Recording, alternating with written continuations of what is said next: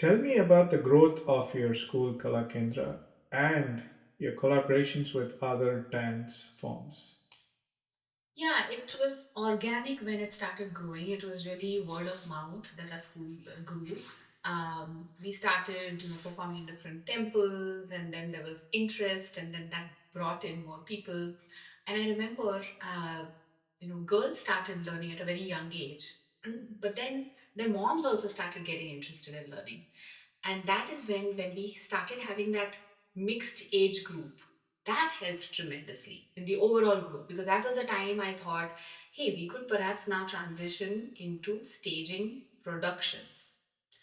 And I had, at the same time, in parallel, I was thinking very consciously that I wanted to collaborate with other dance forms, because I wanted to give that appeal, especially being here to say how can we get the word out of the community and how can we start collaborating. So Milab was the first, I would say, a memorable milestone, a huge one, where initially it started with networking and researching a lot about Kathak and its roots.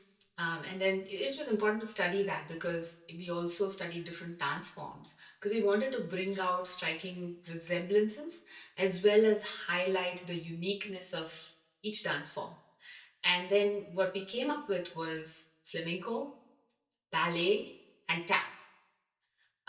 So my next step then was to scout for dancers, to scout for lead partners that we could collaborate with.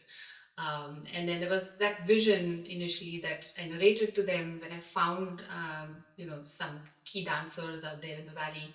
Then the whole creative work started. It all came together when we all worked and worked. It blended so beautifully. So for example, with tap and Kathak, we started exploring, we used African drums and tabla as percussion, right? For flamenco and Kathak, in fact, we decided to say, hey, let's not even use any music. Let's just go raw with just shoes and bells. And believe it or not, that later on, that ended up being our brand name when me and my flamenco partner, we collaborated. For ballet, in fact, we started with a very traditional thumri, but a very expressive piece in Kathak, but fused that with ballet movements, and that came together as a theme itself.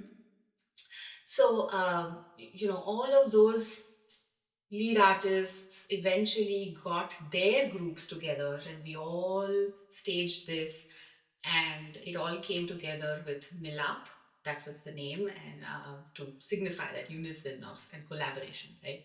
And I staged it in 2010 June in Arizona. That was the first time we did it here, and I remember we had danced to a Ravi Shankar Tarana composition at the very end, which was our grand finale. That now, 15 years later, or 20, whatever years later, one of my senior students, who's now a teacher, has choreographed it for her group.